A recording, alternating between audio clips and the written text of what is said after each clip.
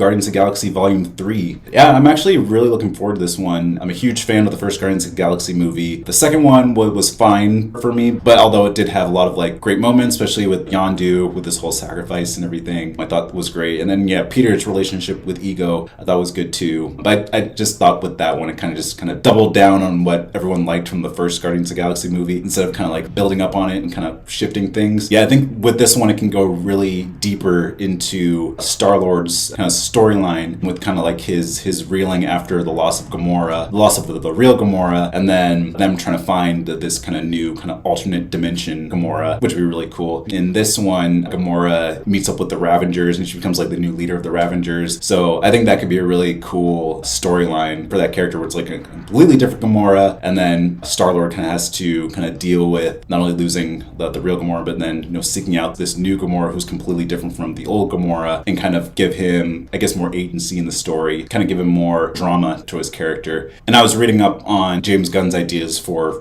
Volume 3 and how this is supposed to be kind of like an ending to the whole Guardians of the Galaxy iteration, this kind of iteration of Guardians of the Galaxy. And I think, at least for me, I think it'd be really cool if, Star-Lord kind of sacrificed himself for the Guardians in a way, and then, they can kind of like move on and become this newly formed team that Quill formed, and they can kind of go off into the galaxy and, be Guardians and, protect it from all these different intergalactic threats. So I think that, yeah, that'd be really cool for his character. And I know he also said that Rocket is supposed to have like a big part in this movie as well. Even if he becomes the new leader of the Guardians of the Galaxy, I think that would be a really cool arc for his character, because in the first one he was kind of like antagonistic. He was like the one who's just in it for the money. He was just in it for himself. And then by the second one, even the second one and in Infinity War, he was still very much like I just want the best weapons in the world, or just trying to get away from all the danger and everything. So, and then by Endgame, his character kind of shifted a little bit, where he was really like all for his family, so to speak. Where like Groot is obviously his best friend, and then the rest of the Guardians become like his family. So that'd be kind of cool if he becomes the new leader of the Guardians, if they decide to kind of kill off Star-Lord's character in a way, and in like a epic sacrifice. Hey, just jumping in here real quick. Now that I know the actual premise of Guardians of the Galaxy Volume 3, the new version is that the Guardians are supposed to be adjusting to life on Nowhere, probably after the events of the holiday special. And with this movie, it's going to be about Rocket, his past, and things kind of resurfacing, and the Guardians have to protect him.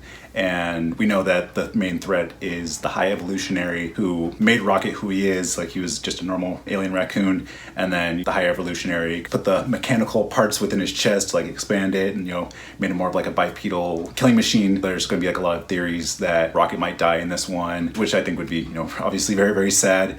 But I really feel like this is going to be kind of like the resolution to Rocket's character. He'll definitely be going through a lot in this movie, dealing with his past. And maybe there'll be some personal conflict with the High Evolutionary. Maybe he's like, hey, I built you to be this kind of killing machine, and then suddenly like you've grown a heart. Like, what's going on? So yeah, I think there'll be like a really good character arc for Rocket's character. Because I'm sure James Gunn has made it known that like Rocket's his favorite character, and that he really wants him to have a really good arc in this movie. So yeah, if he ends up dying in this one, maybe he'll give his life for the Guardians, and maybe he'll kind of go out with the High Evolutionary and kind of bring an end to all these plans and everything, and the Guardians are free to live on. So yeah, we'll see. But yeah, I just wanted to kind of talk about that briefly here, and yeah, let's jump back into the theories. And I think another thing that I would be really excited to see would be kind of like the continuation of the whole Aisha Adam Warlock post-credit scene at the end of Volume 2, because there's like 5 post-credit scenes at the end of Volume 2, and it seemed like none of them really kind of led into anything else beyond that movie. So it'd be nice to finally see like, okay, finally we're going to see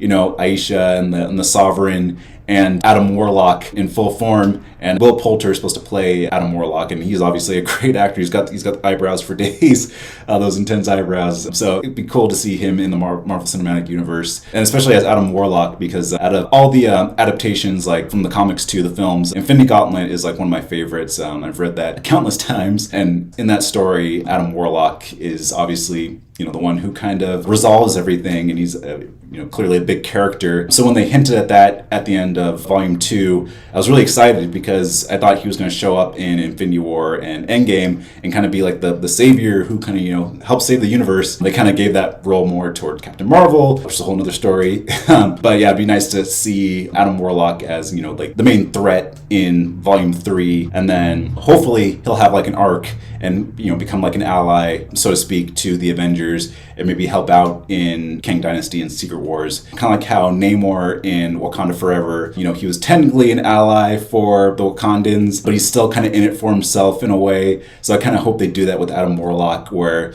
at the very end, maybe he, turns against Aisha and then takes out the Sovereign, and then he becomes, maybe like flies off and he'll say like, I'll return, but only, when I see fit. And I know in the Infinity Gauntlet comic series, there's the character of Pip, who's also was hinted at the end of Eternals. So it would make sense if maybe he flies off and meets the Eternals and then kind of brings them into the fray for Kang Dynasty and Secret Wars. So yeah, I can definitely see them planting the seeds here and there to kind of continue the adaptation of like Infinity Gauntlet and like all these other future Avengers movies and stuff. So hopefully they do that, because I think that'd be really cool to kind of tie in all these kind of disparate threads together. It just seemed like Phase 4 especially, there's just like a bunch of different like storylines, different tones, and none of them really connect. I guess Kevin Feige was saying that like Phase 4, like a lot of the things are kind of more self-contained.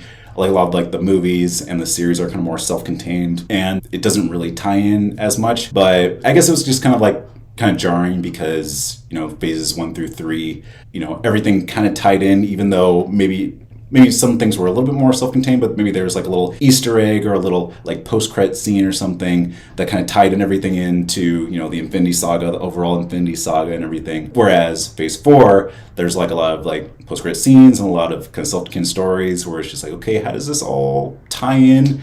And I feel like with Phase 5, this is kind of like a fresh start to the multiverse saga. We're getting all these tie-in stuff. And then so far, at least from the movies and shows I talked about earlier to now, it seems like everything's kind of tying in a little bit more. So we'll see if that continues. As I said earlier, like I think I'm a little bit more excited for Phase 5. I think there's a little bit more connective tissue, a little bit more of a through line to get us to the end. So we'll see. But anyway, let me move on with Guardians 3. But yeah, overall, I'm excited for Volume 3. Like the Guardians in general are just like some of my favorite characters. So we'll see how they all tie in. And I think just having more kind of drama, more weight to this movie, kind of having be more of like a resolution to the Guardians storyline, kind of like what they're doing with Ant-Man. It seems like they're kind of going more into like a darker tone with the comedic characters. Scott Lang was obviously a funny character in all of his movies, and now he's kind of going through some stuff in Quantumania. And then I'm hoping, just based on like the casting and like the plot, the premise and everything, it seems like they're kind of going more into a darker direction. So I hope they stick with that with Volume 3, and yeah, I'm excited to see it.